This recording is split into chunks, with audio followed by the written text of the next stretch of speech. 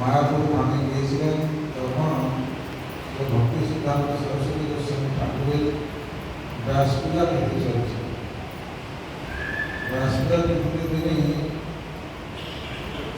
যোগদান করেছিলেন। তখন আমাকে এই গুন্টুরে তার মন্দিরে আসার জন্য নিমন্ত্রণ করেছে। সেই জন্য তার নিমন্ত্রণ রক্ষা করার জন্য আমি এখানে উপস্থিত হয়েছি। సత్యం మహారాజు మాయాపూర్ వచ్చినప్పుడు వ్యాస పూజ మా గుంటూరు పట్టణానికి వేచి నేను ఆహ్వానించారు. వారి ఆహ్వానాన్ని స్వీకరించడానికి వేచేశాను. আমি নিজেকে খুব ছোট মনে করছি যে আপনাদের এরকম ভক্তি থেকে আমারও যাতে সেই রকম ভক্তি হয়। মায়াপুর থেকে এসেছি, যেখানে শ্রী চৈতন্য মহাপ্রভু আবির্ভূত হয়েছিলেন এবং যেখানে শ্রী গৌড়ীয় মঠের মূল স্থান ভক্তি সিদ্ধান্ত সরস্বতী গোস্বামী ঠাকুর স্থাপন করেছেন। সরস্বতী গোস্বামী ঠাকুর 64 গৌড়ীয় মঠ প্রতিষ্ঠা করেছিলেন এবং তার শিষ্য প্রশিষ্যরা এখন অনেক গৌড়ীয় মঠ প্রতিষ্ঠা করেছেন। তার মধ্যে এই গৌড়ীয় মঠটি অন্যতম। వారు చైతన్య మఠాన్ని స్థాపించారు. మూల మఠంగా ఆయన ఉండగానే 64 గౌడీ మఠాలు సాయంత్రం స్థాపించారు.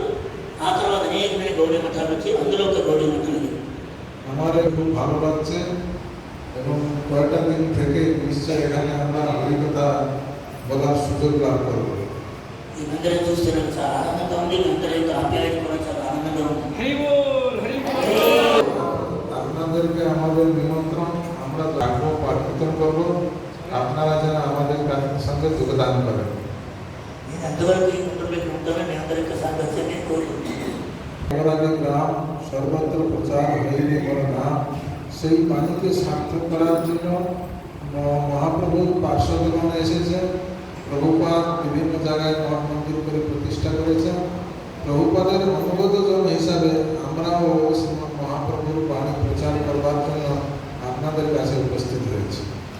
చైతన్య మహాప్రభు ఎంత నగరాది గ్రామం వచ్చి తర్వాత ప్రచారం అయ్యేమానం అనేటువంటి భగవంతుడి యొక్క ఆశీస్సులు అంటే ఆదేశాలు దాని ప్రకారంగా ప్రభుత్వాల వారు అనేకమైన గౌరవం సాధించారు.